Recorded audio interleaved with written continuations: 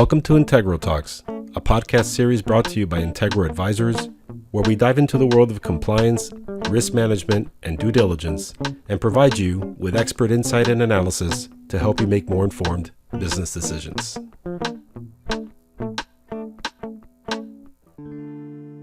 Welcome back to Integral Talks. I'm your host, Alberto de la Portilla, and thank you for tuning in.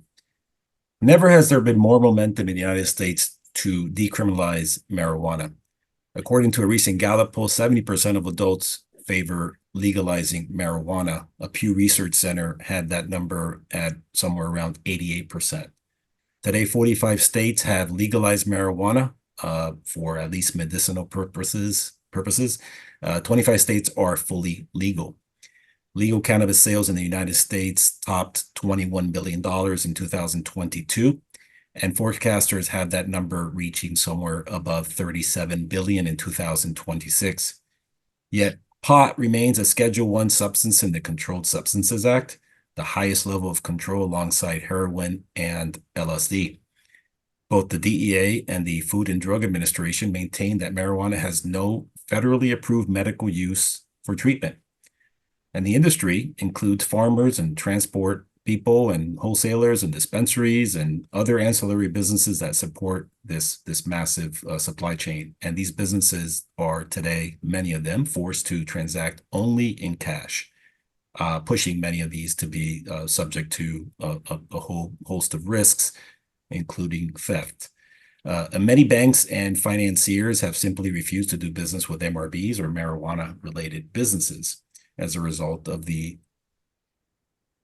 not very clear federal restrictions that versus the state restrictions. So to clear the smoke, so to speak, we have invited Tyler Beuerlein. Tyler serves as Chief Strategic Business Development Officer for Safe Harbor Financial, a publicly traded RegTech and FinTech based in Colorado, and has been providing banking and lending services to the U.S. cannabis industry for more than a decade.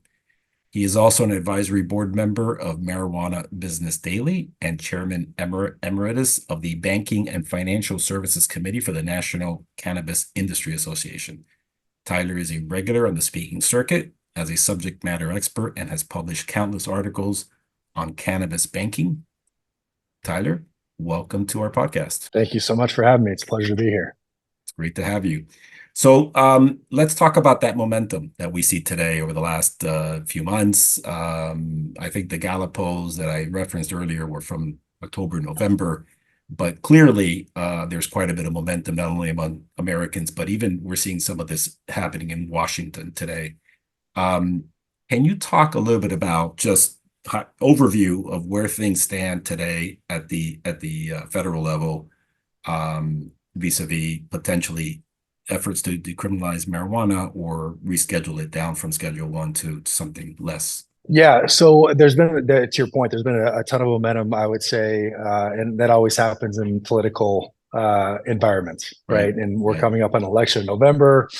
I think administrations, this is the time where they identify voter pools and where they're going to get a certain following. And what I'm hearing behind the scenes from some folks that are, I would say deeply tied in is that there's a will to get the youth voter on board with the current administration. And they feel that cannabis is a polarizing topic and one that could really bring a unique portion of that voter base. And so the Health and Human Services has recommended to the DEA that cannabis be taken from a Schedule I down. And I'm hearing from some folks that Schedule III is imminent. Now, whether or not that happens remains to be seen. But if that happens, it has a pretty profound effect on the industry from the standpoint that right now there's a section of tax code called 280E. That's a huge detriment to the industry. And what it states is if you're deriving income from a federally illegal industry, you can't take any of the normal write-offs that a normal business would. And so you've got let's say a 30 to 40% margin of revenues, maybe even higher in some cases, that are just gone, right? That a normal business would have. And so that's going to have a huge effect on profitability in a positive way to the industry. And it's also going to have a huge effect on lending because your prospect pool becomes far greater Right. if that cash flow is then able to be underwritten from a lending standpoint. Right. Right. I know. Just this week, there was a congressional report that was published that discusses a number of issues that Congress will have to address in the coming months. I'll quote from that when they addressed the cannabis banking. They concluded that, quote, if cannabis businesses are unable to access traditional financial services, they may face higher borrowing costs and may be heavily reliant on cash transaction, making them a target for theft. So we know today that there are, I think, two proposed bills, one in the House and one in the Senate, Safe Banking Act and the Safer Banking Act. I think the House has far more bipartisan support. I think there was 25% of the co-sponsors were Republicans. And then the Senate has far more support from Democrats than it does of the Republicans, but they both aim, I think, to do the same thing. Can you talk a little bit about what those proposed bills aim to do, and then your own opinion about whether you think those will pass? Yeah, both acts have been around. Well, SAFE in particular has been around, gosh, I believe almost a decade now. And it's from my perspective, it's been used as a bit of a political pawn. And the irony in it is there was a portion of time where the Democrats controlled the House and the Senate, and this had been such a polarizing issue, but it wasn't addressed at all during that time period until right before the election that year. Right. And so it's kind of interesting to see how that one's been used as a political football. Right. But the irony in all of it is this industry is banked. Not only is the industry banked, the landscape has gotten so competitive that we've seen a number of institutions rush into the industry to gain deposit growth, and they, in some cases, can't get the business that they anticipated. They can't grow the program fast enough, and now they're exiting, or because they're too late. They're too late to the they're space. too late to the game, I see. And I think this is a compliance burdensome industry. Right. It's expensive to bank, right? Because you have to have that infrastructure to do it properly. And so I think there's this dynamic in the industry right now where institutions across the country that have made the determination to get into it are saying, okay, well, is the juice worth the squeeze, right? And we're seeing a number of institutions exit as a result, or regulators, don't feel comfortable with what they're doing or the way they're doing it. And they're, I would say, putting pressure on them to either exit or change the way they're doing it. Let me ask you about the regulators, because have you seen in your day-to-day much in the way of enforcement actions involving banks that are banking marijuana-related businesses? What have you seen in that regard? Because clearly, it's the Bank Secrecy Act says that if you are transacting with customers that are moving money through, from illicit sources, and marijuana being an illicit source, at least according to the federal government, then you must report that. You must report that on a suspicious activity report, with FinCEN. So, but I don't know if there have been a lot of enforcement actions. Have you seen anything? Yeah. So let me go back. So I've been fortunate to be on the front lines of this for a decade now, since the very beginning, and I can tell you there's been this, obviously when cannabis was first legalized at the state level in Colorado, I guess it was 2013, 2014. Right. The institutions that came into that market were the first to really openly attempt to bank it. And what we found was the regulatory bodies were very different by regulator, and they were very different even by region, it turned out. So I was present for one of the first ever bank examinations in that state. Needless to say, that regulatory body did not want it. It did not go extremely well. Mm-hmm. And there were some things that happened as a result. But I'll tell you a story just to kind of give you some context. Sure. I was with a tech company in the space that enabled institutions the ability to bank highly regulated industries. And so we got our first calls from institutions that wanted to bank cannabis, because that was what was happening at that time. And during the first examination by a certain regulatory body, because we were a third party, we asked the examiners if they wanted to go to lunch, and they said yes. So we took them to lunch, and we were sitting there, and one of my colleagues asked the lead examiner, "Hey, is there an FFIEC handbook on how to examine an institution banking cannabis?" And we knew the answer. They knew the answer, and he said, "Well, no, there's not."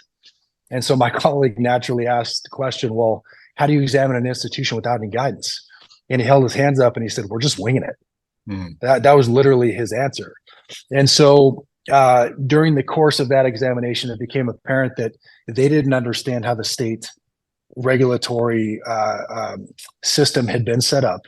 We had to set up meetings for them with the marijuana enforcement division so they could understand. And they were asking for things that just weren't in the scope of reality. And again, that particular examination didn't end well, but there were other institutions under different regulators that started to have success. And as we onboarded new institutions in other parts of the country, we quickly realized that the same regulatory body could have a completely different stance in another region as they did, like the Midwest region could have a completely different stance in the West region. And that was by a regulator. And that went on for probably, 4 years. And then what we found was examiners or regulators started to have, they started to develop their own internal guidelines on how to examine institutions banking the industry, and even form specific teams. So they would call them. I'm sorry, when you refer to regulators, you are referring to both a federal and state, or are you more talking about state regulators? Well, I'm talking more about federal. At the federal level. State's a little bit of a different animal, and we saw some state regulators cause issues, even though the federal regulatory body that oversaw a particular institution had gotten as comfortable as they could. Really? Wow. There were some instances over the years where state regulators created issues. And so we always had to balance those two and kind of navigate that, and so did institutions. And so it was really fascinating to see how things have come. But now, fast forward to today, there are institutions across the country that bank it under every regulatory body. There are institutions well north of 50 billion in assets that openly bank this industry. And so the climate has changed dramatically from a regulatory standpoint. And so while the 2014 FinCEN guidance is still the only guidance that remains intact, everybody has found a way to deal with this in their own way. And again, there have been a couple of institutions that have been encouraged to exit, I would say, but there has not been a enforcement action that I'm aware of that is solely related to banking the state legal cannabis industry. Right. So okay. I know that's a long-winded way of answering that question, but I think it all gives context. Absolutely. Thank you. And so, yeah, no, that's very interesting.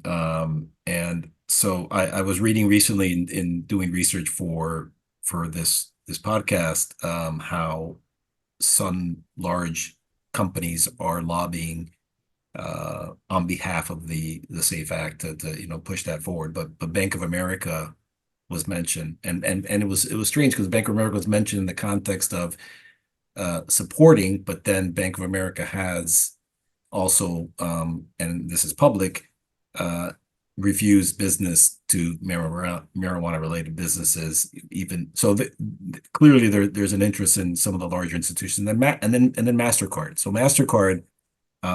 I was reading recently, and I'll see if I can find the quote, but MasterCard in July of last year ceased accepting marijuana transactions via PIN. So they were requesting their financial institution members to stop allowing for marijuana transactions via debit cards. Can you talk a little? So that's an interesting topic, which is payments.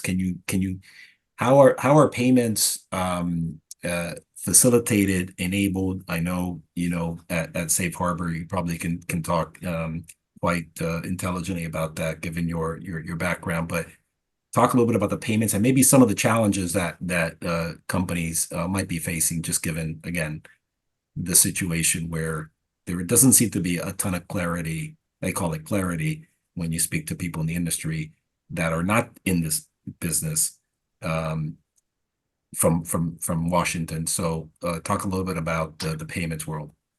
Yeah, so let's start with the networks. Yeah, So of the course. networks are opposed until federal legality, end of story, Sure. right? And Right. so you've got a situation where cannabis remains Schedule One Hmm. federally, Hmm. and so from a network standpoint, they view that as any other Schedule One narcotic or anything else that's prohibited or federally illegal on their network. So they have been actively involved in pursuing operators that are trying to use those products in this industry, right? Or the institutions that are participating, whether or not they technically know it or not, right? And so if you start there, then you move to the industry, and what's been fascinating is I've personally have probably seen now over 400 to 500 payment companies launch, either get shut down or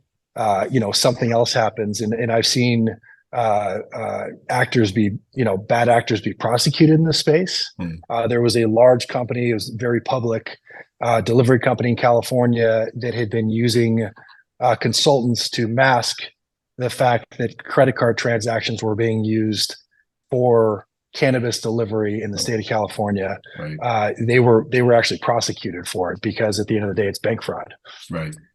There was a rise of what they call cashless ATMs about 4 years ago, and that is a on-counter payment terminal. When a consumer inserts their debit card, they're prompted to the transactions are rounded to $5 or $10 increments, Mm. right? To be presented as an ATM withdrawal to the acquiring bank. Hmm. They are charged a fee that they acknowledge when they check out, but those transactions were being aggregated into ATM processing transactions. Hmm. They're presented as a physical ATM withdrawal. They're not. The networks have come out against those and pursued, the institutions that are actively participating in that. So then the industry shifted to there was a bank in the Southeast that decided they wanted to pursue PIN debit and acquire those transactions. Right. So the Right. thought was a processor could potentially route debit transactions through the regional debit networks that were not owned by Visa and MasterCard. That didn't work the greatest. And while that particular institution was running those transactions, another one in the upper Midwest decided they were going to participate as well. And that's when MasterCard came in and said, hey, this is not going to happen on our watch, Hmm. Hmm. issued cease and desist letters. And those were shut down about, I guess, about 6 months ago Yeah, now, it was. Yeah. 6 to 9 months ago. So that was the latest in the attempts. We've also seen stored value companies where a company issues a private label card to the consumer. A consumer can use a credit card to load a stored value account. There was a situation like that about 4 years ago where the funds were actually seized. And there were some retailers that, if I'm not mistaken, are still owed upper six figures, if not well into seven figures in monies that were theirs, but they were seized in a holding account with an operator that was doing something they shouldn't be doing. So we've seen every iteration of it. Hmm. The one method of payment that is permissible and will last is ACH.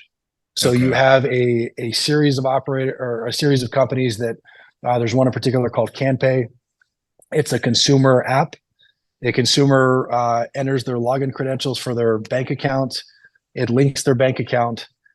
When a transaction is processed at the retail location, the monies are moved from the consumer's bank account directly into the merchant's via ACH. And that has been the one form of payment for both consumer to business and B2B that has longevity and will last and will not get shut down. And I don't know if you've seen this in other states, but in Florida, marijuana is only legal.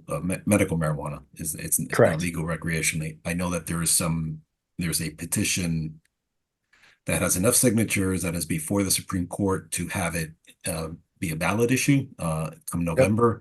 And then there are I think the Attorney General is attempting to have that invalidated. And then there are other proposed bills by Republicans in the House and I believe the Senate to again, maintain restrictions. So um, where do you actually, and so I wanted to ask you this. In Florida, medical dispensaries, which are particularly in South Florida, are everywhere. I mean, it seems like there's one in every corner, and they all started to install ATM machines because for a while they were accepting credit card and debit cards, but they decided this isn't just we're having too many issues. Don't know what the issues are, but and so they have ATM machines and that's how consumers are purchasing what they need to purchase. So is that something you're seeing that's also common in those states that don't have it fully legal? I mean, I think physical ATM machines are common everywhere in Right, this industry, right, and okay, those are permissible per the right, networks. So right, they're okay with the physical ATM being on premise. We are fine as an institution with that happening. I will say that there was a period of time where, and this still, is a topic of conversation. Regulatory bodies are concerned that monies could be laundered through those units, and so typically the institutions banking the industry will ask those providers to use a vetted third party that owns and operates those units, handles their own cash okay, to prevent any type of potential money laundering through those units. right, right, okay. Um, and so I wanted to ask about, okay, so tell me a little bit about what you at Safe Harbor are today more focused on. Where are things trending from a business standpoint? Where do you see the most demand in terms maybe the financial products that you offer? Just to understand a little bit more for the audience to hear from you what's happening at Safe Harbor. Sure. I think one of the biggest gaps in this industry for years has been access to lending. Right, And so lending has been a big driver for us. Obviously, we're focused on account and deposit growth because that fuels the lending side of the business, right, and we understand that that's what folks need. So I would say that commercial real estate lending is big for us. Lines of credit are something that the industry has needed desperately, and we're finding a lot of opportunity there. hmm, We're uniquely positioned to serve the entire country.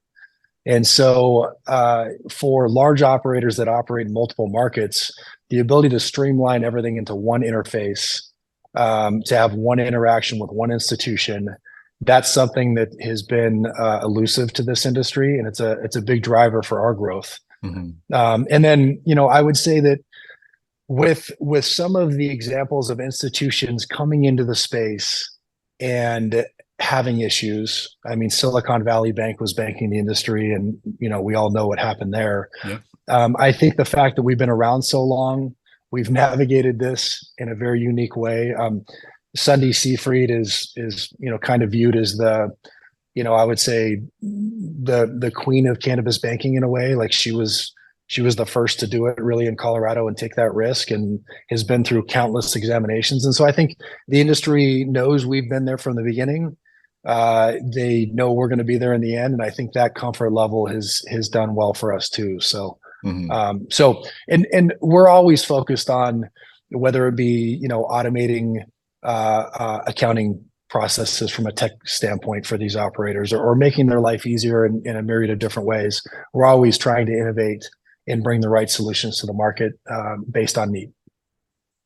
I want to dive a little bit into anti-money laundering compliance, BSA compliance, CFT compliance. So what are you work with a number of banks, I would imagine credit unions, they have BSA requirements like any major any financial institution. What are some of the key areas that cannabis banking institutions have to consider and how they navigate, the federal restrictions? Are there um, do you see banks having almost a separate MRB compliance program? Are there any kind of special, maybe best practices that you could talk about that these banks you're seeing in the industry as them initiating at their institutions?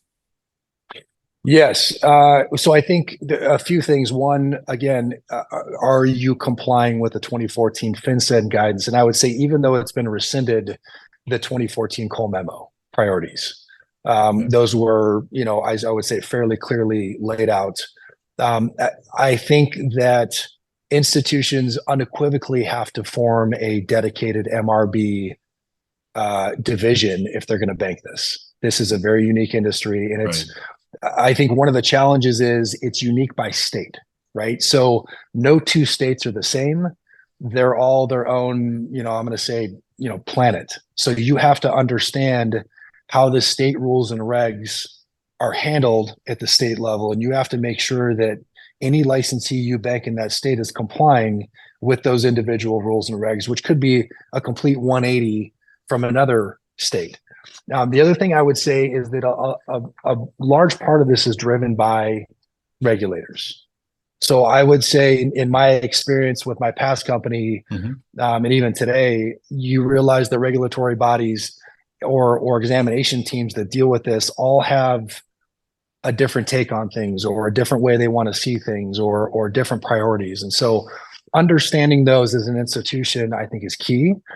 In a, fortunately or unfortunately, in many cases, because again, there is no FFIEC handbook for examiners still to this day. Right. I think that's something that institutions learn after exams, Yeah. right? So they learn through that process, which can be a bit of a challenge, as you can imagine. Do you see just I know we're in election year. I mean, do you see much movement just given your history with and your experience with seeing how the SAFE Act has just kind of been, like you said, you used the word political football, which is a great term, but do you see much taking place in Washington this year? I don't think it happens Yeah.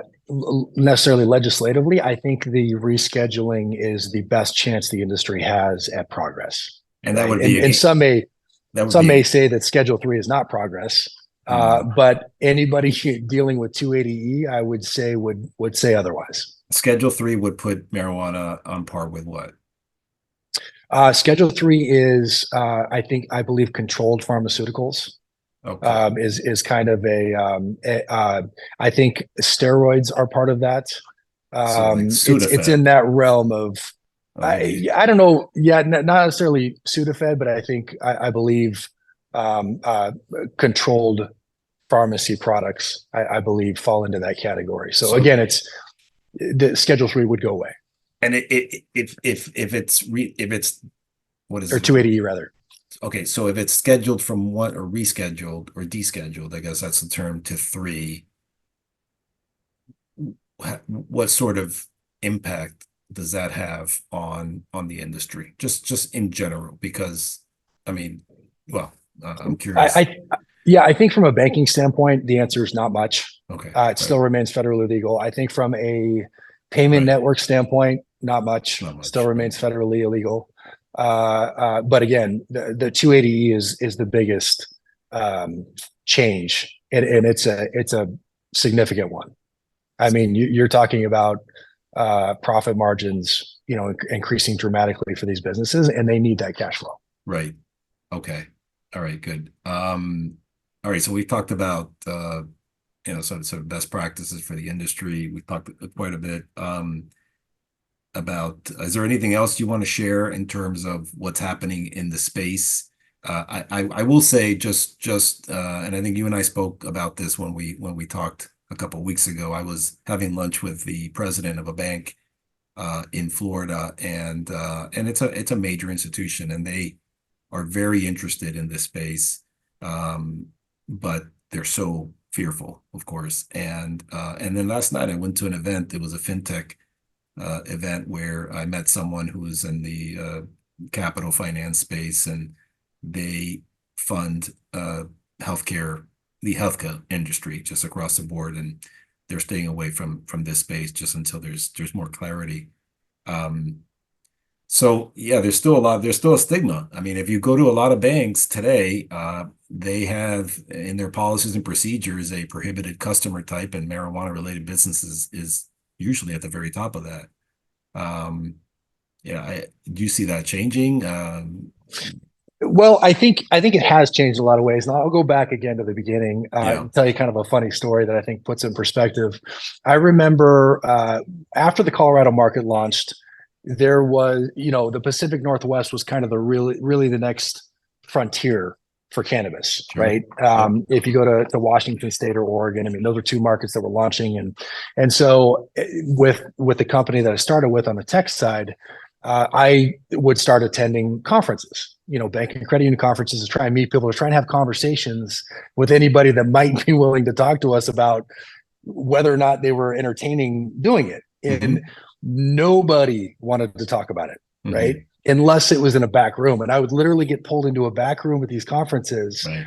And, I talked to a CEO and he'd say, "Hey, we're thinking about it." And then that CEO would be on a panel, 15 minutes later talking about how they'd never touch it. Right. Right. So it was Right. like this Right. weird thing. And, Yeah. and one of the funniest parts about it was there would always be a Q&A session, right? They'd have experts up on a panel. And this was at every bank or credit union conference. And they'd ask a series of questions for, let's say, 40 minutes. Not one question related to cannabis. And then they would have an anonymous question session at the end for, let's say, 10 minutes. Every single question in the anonymous question would be about cannabis, people asking questions, right? And Right. so it was really fascinating to understand that dynamic, and institutions really didn't want to talk about it. They didn't want to discuss it. They didn't want to say anything publicly.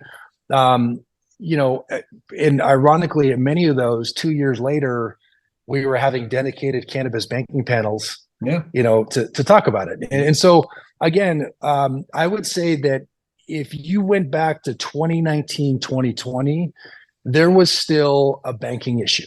Like there were some states that didn't have a dedicated institution that was willing to serve it. You didn't have institutions serving multiple markets. Fast forward today, that ship has sailed. I mean, it's so highly competitive because we're in a deposit war right now, is what I kind of like to call it behind the scenes. You've got institutions that, I'll give you an example. There's one in the Northeast who is having some challenges on the commercial real estate portfolio, and they've gone out to the cannabis market and offered no fee banking to the cannabis industry because they're desperate to grow deposits. And so you're seeing that kind of dynamic in this industry. And what I would say to institutions is, you have opportunity in difficult markets because they're difficult markets. And if you're waiting on the sidelines, which a lot of these folks are saying, "Oh, well, if safe passes will entertain getting it," it's too late. Right. Like, you might as well not even, because the only business you're going to get is business that you're going to have to win from another institution. At this point, people are getting so entrenched in their relationships, whether it be with lending or other products that make those relationships sticky, or they've got their payroll services and they don't want to change route. It doesn't matter if they get in or not, because the business is already gone. If that makes sense. No, it does. It does. That's very interesting, and it's a good message to put out there. So, but there's a lot of interest. There still remains a lot of interest, and it's something new. And there are banks that are eager to grow their deposit base, and so they see, certainly in Florida, this is a tremendous opportunity. I mean, Florida is booming right now across many different industries. Post-pandemic, there's been so many people that have moved here, high net worth, and but also middle income people that are coming here. And so, yeah, I mean, it's an opportunity, but there's also a lot of concerns. But you've addressed everything, so that's fantastic. And a couple of things, just to talk about Florida, there are 7 institutions, actually 8 that I know of, that are serving that market openly already, and some of them are sizable. The other thing I would say is Florida, and you're kind of getting a glimpse of this. One of the running jokes in the industry, for me anyways, is every time a market launches with a medical program, what happens is those tax revenues start coming in at the state level. Everybody sees how lucrative the business can be and how much it can benefit the community in ways that they maybe didn't anticipate. Right. And it's just a matter of time before it goes adult use. Right. Because so you've got the dynamic of not only the tax revenues, but also as other states near you launch, Georgia just launched a program that's right now is restrictive. Hmm. Alabama is launching their program, which is restrictive. And what you're going to see is Florida will go adult use. Those neighboring states will see that revenue coming in and Hmm. immediately pivot to Hmm. legislation, and they'll put it on the ballot because they want to participate in those revenues, and they don't want people leaving their state to take their tax revenues to a neighboring state. Right. And so it's just kind of interesting to see how that dynamic plays That out. is interesting. I mean, I don't know if that's going to happen in 2024 because it's an election year. So I think there are certain Yeah, people that have that are motivated to keep it off the ballot sure, for political reasons. But but it will. great, yeah, no, it will. And look, I mean, if you just look at what's happened in the last since Colorado, I think Colorado was 2012 or 13, but I remember when that happened, and it was just like, what, this is amazing. And then all of a sudden, you saw, as you said, the new frontier of the Pacific Northwest, California, and then it's now on the East Coast and places like New York, which I was reading that the expectation is that the sales are gonna boom. I mean, the industry is gonna have a boom because New York and New Jersey have just, are online now, and Yep. so it's legal. The adult it's recreationally legal. So yeah, I agree with you. I think it's just a matter of time, and we've seen it. I mean, if we would have had this conversation 20 years ago, uh, we probably wouldn't have this conversation. We'd all be We wouldn't. talking about Yeah. hypotheticals. So now, Yep. so I want to I thank you, and I just kind of want to finish on a lighter side as we normally do with every podcast, and ask you a question that's related to one of my favorite topics, and that's music. And so we've been talking a lot about cannabis and cannabis banking. So going back many years, but I would say since in the last 50 years, from the Beatles to Bob Dylan to Willie Nelson to Neil Young, there's been a lot of musicians that have sang or lived and glorified the cannabis culture and the cannabis lifestyle, either directly or indirectly. I know Willie Nelson, God bless him, 89 years old. He's going to be 90. He's still touring. He was just in concert a couple of days ago down in Key West. Um, He's got his own brand. he's got his own brand. I think he's on the advisory board of Normal, the national organization for the He's been reform. involved. Yeah, he's been involved since I've been in the industry, which was 2013, 2014. So Yeah. he's been No, no, around. no. He's been one of the biggest proponents when you think about musicians and cannabis. He's one of the first ones that comes to mind. So I wanted to ask you if this was a pseudo genre of music and musicians that have played to that audience, whether it's rock, country, hip hop, which there are plenty. Do you have a favorite? And if so, why? Oh man, that's tough.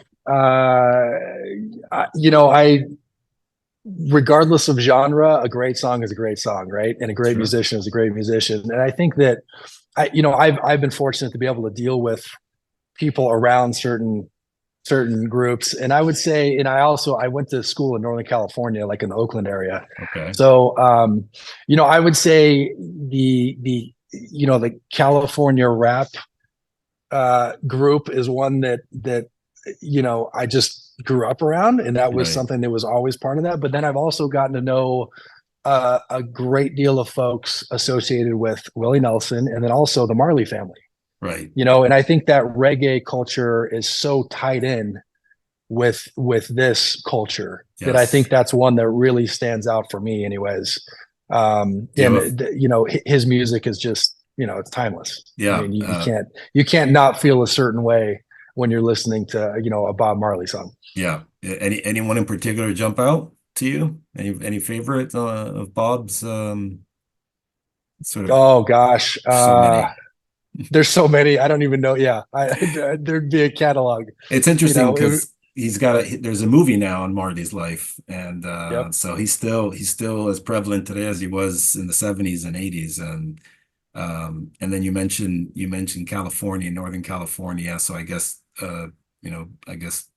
obviously Snoop Dogg is the ubiquitous, but you've got others that came out of that Dr. world. Dre, Dr. Ice Cube, yeah, Dre, uh, Easy E, before Eazy-E, he and passed was big, NWA. out there. So you Yeah, grew that you whole grew group. you grew up around that kind of music. So that Yeah, okay, yeah. okay, I was exposed to that, and then but I was kind of I was kind of exposed to every.